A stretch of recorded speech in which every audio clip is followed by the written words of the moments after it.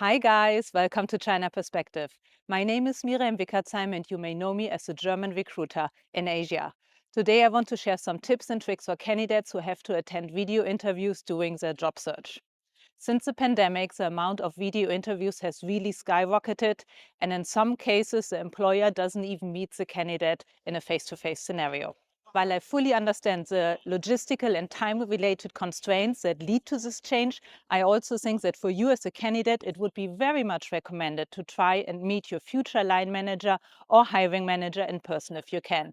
The job satisfaction of most employees really depends on the relationship they have with their direct hiring manager. So if this is at all possible for you, even if it means travel or is inconvenient, I really recommend that you do it. But in case that not, let me share some points on how you can ace your video interview. Tip number 1, study the job description. Sounds obvious, right? But I have been sitting in way too many interviews where the candidates clearly did not study the job description properly as homework. Often candidates tell me they think it's just a list of requirements for the role itself, but they fail to understand that especially the HR manager will direct their questions very closely to what's written down there. By studying the job description in detail, you can find all the critical information about what the company is looking for. Break it down into key requirements, skills, qualifications, and specific experiences. Once you have a clear understanding of that, you can map out your past experiences to these requirements and prepare your answers. For example, if the role requires project management skills, think about times when you led projects successfully. What challenges did you face? How did you solve them? What were the results? This will allow you to respond with specific examples that match the company's needs. If you are able to give a smooth answer about the project or the situation when the project started, your tasks, the challenges, the hurdles, how you overcame those hurdles, the successful results and lessons learned, and all of it in a reasonably short time period, let's say 3 to 5 minutes max, then you're already a big step ahead. Tip number 2, know your own resume. This also might seem obvious, but it is less about what you know to be your own background, right? Because you know you were there. This is more about being able to explain each workstation in a short and concise way. During an interview, and if you are asked this question, introduce yourself to us, you have 2 ways. Way number 1 is to briefly introduce all your workstations in chronological order. Start with your education and your first job and work your way until today. This should not take more than 5 minutes. The second option is that you start the same way, but only focus on the work experiences which are really relevant or similar to the job you're interviewing for. This could mean going into more detail regarding the product, the industry, the function, or whatever else is relevant for the job you're in the interview for today. Make sure you use some industry-specific vocabularies to show your background or name drop whatever is relevant, but please do not share anything that is confidential. You'd be surprised how many candidates struggle to talk about their own experiences, so it is good to prepare. Company name, from when to when did you work there, what was your title, what was your core responsibility, and what was the good learning or achievement that you had. No need to be too detailed. If the company wants to know more, they will ask you. Another tip, be ready to explain the details. If you were involved in a project that led to a 20% increase in sales, mention it. If you led a team that finished a project ahead of schedule, let them know. Quantifiable results make a powerful impact. Again, focus on what will be most important to the role you are interviewing for. And don't forget to address any gaps in your resume as well. If there's a period when you weren't employed, be prepared with a reasonable positive explanation. Maybe you took time for personal development, to travel, or even to care for your family members. To be honest, it's often better than coming up with a fantastical explanation. We all know what the economy has been like. If your company laid you off, just say it. No need to start with I left a good job in a good company because I wanted to self-develop, but then I was unemployed for 6 to 12 months. Just be honest. No company will think bad if you are honest, but the impression when somebody overcompensates in a way that clearly doesn't make sense, it does raise eyebrows. Tip number 3, understand your motivation for the role and be able to express it. And I get it. Many of us have been facing a difficult economic situation. Many of us are applying across the board to several job opportunities. Many of us simply want a job as we need to feed our families, right? But on the other hand, companies often want to hear that you are 100% burning for this specific job role. And why do they want it? Well, because it's expensive and often legally risky to hire somebody, especially in China, where employee protection is very high and it is really expensive to let somebody go. So before you step into the interview, think about why you're applying. Are you looking to expand your professional skills? What excites you about the role? Find an answer that's between the honest truth and what is most attractive about this role for you. If you've always been, for example, in a sales function in a particular industry, say that this is what you like and enjoy and feel that you can not only add value to the company, but it's also a good match for your background. If this role is a career step upward, you can also let them know. You can relate to your passion and interest and why this is a fit for them as well. I relate to candidates who can explain things to me based on the product or service, the industry or the functional focus, or any other work-related details. Sometimes we have candidates who argue very strongly with values and vision. While I get it, for example, to want to be part of BYD because it's an exciting journey to experience Chinese companies going global in the EV sector, when candidates tell me they really like the company values of a firm, then I personally wonder if that's a strong enough reason.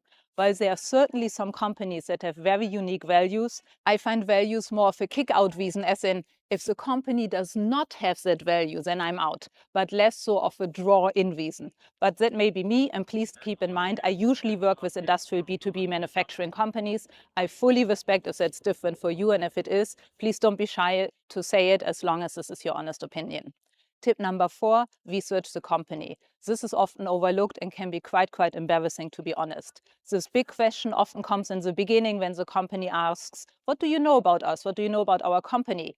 And to not have a few sentences prepared is quite problematic in my opinion. I do not think you have to spend hours and hours and hours researching, but you should be able to fill in the sentence. For example, the company has been founded in location. In the year. You have around number of employees and you have so and so many offices worldwide. Your product or service is this or that. And then bring it down to where you are. For example, if you're based out of China, then say, I know you came to China in this year and your office is in this city. That's it. It's not magic and it doesn't take more than 5 minutes to research that. I would really encourage you to have this as a minimum requirement prepared. And yes, you can take notes. You can have notes on your screen or on a piece of paper. Even if you have a real face-to-face interview, I would like to say that you can absolutely always take notes and bring them to you. This shows preparation, and all preparation is good. It's essential to learn as much as possible as you can about the company before the interview. Visit their website and read up on their mission, values, and recent projects. Check their social media and any news articles that may highlight their latest achievements. Tip number 5. Prepare your self-introduction, strengths, and weaknesses. So next up is practicing your self-introduction. This is the moment for you to shine, so keep it concise but engaging. Highlight your key strengths that align with this role and don't be afraid to mention a weakness as long as you show how you've worked on it. And this is different than the work experience we spoke about before, right? Many companies will ask you, what are your strengths or what are your weaknesses? And the point here is to be authentic.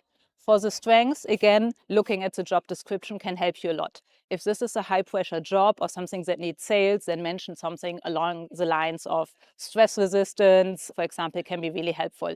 If the job requires deadlines or detail focus, then something along the lines of that can also be helpful. As an example, I personally really love interacting with people, and I would be suitable in any role dealing with people on the daily. When I tell you that, people can sense it's the truth. Very easy. We usually light up when we talk about something that we do love. But the magic of this question is with the weaknesses. Please do not give pro forma weaknesses such as, oh no, I work too much. I always work overtime. I'm such a perfectionist. That is not a weakness. That's a humble brag. Pick an actual weakness and then give an example on how you counteract it. I give you mine. I personally have a horrible facial memory. I can sit in a meeting with somebody for 2 hours and speak to them and look at them. And if I see them out of context, for example, at an airport and not in a factory or in private clothes instead of business suit, I have a super hard time to place them. My solution is that I take notes like my life depends on it. Once I know the name, then all the information comes back to me. I also have a secret way of folding the corners of business cards. One corner for candidates, one corner for potential clients, one corner for cooperation partners, and one corner for people where I don't see any business coming up. Tip number 6, quantify your achievements. Prepare to talk about your achievements with numbers. This is where you make your success tangible. For instance, if you increased your sales by 15% in a quarter, mention it. If you managed a team that improved efficiency by 30%, highlight it. But also please be honest about how you showcased it. Did you do it alone? Did you do it with a team? What role did you take and what responsibility did you have? You can use the STAR method, situation, task, action, and result, to structure your examples. It makes it easier for you to recall your accomplishments and deliver them in a concise way. For example, our team was struggling to meet sales targets. I was tasked with identifying this area for improvement. I implemented a new sales strategy and restructured the team. As a result, our sales increased by 20% in the following quarter. Tip number 7, test the video call software. This sounds simple, but it is something I really recommend doing before any call. Nothing is worse than being late because of technical issues. Check your camera and microphone and internet connection. If everything works, it's still great to have a plan B. For example, changing from your laptop to your cell phone, or having an extra microphone ready, or being able to give yourself a hotspot very quickly in case there's an internet problem. Log in a few minutes before the interview is scheduled and avoid any last-minute issues. This is a good way to have a relaxed start. Tip number 8, choosing the right environment. When it comes to your setting, lighting is key. Ideally, position yourself in a well-lit room facing a light source. This helps avoid shadows on your face. Natural light is great if it's available. If you know all the influencers, they're buying the ring light, right? And this is for a reason. But no, you don't need to buy a ring light. But when it's dark, when you do the interview, maybe try and move another lamp somewhere where it gives you the best light.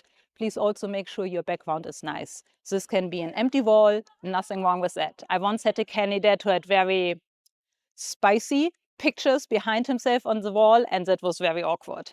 Another one had lots of anime stuff. All of that is your personal choice, but a good background should not take up any attention. You can also use a virtual background, of course.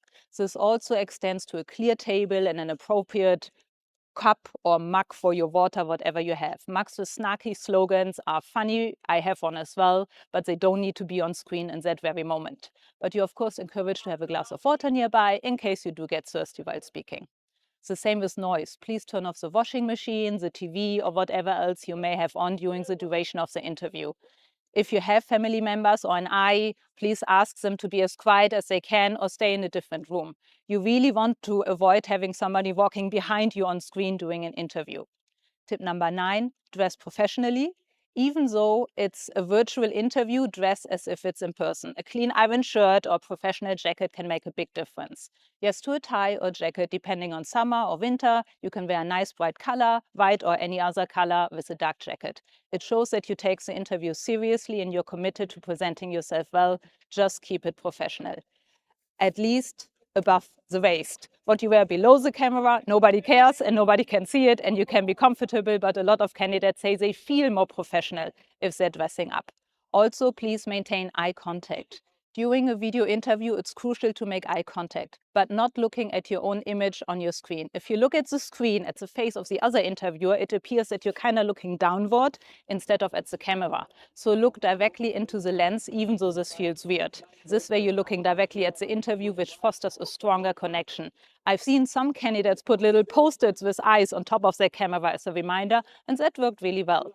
Also, please watch your body language. Even if it's just a video, people can see your body language. Your body language says a lot about you. Sit up straight, avoid slouching, and stay engaged with the conversation.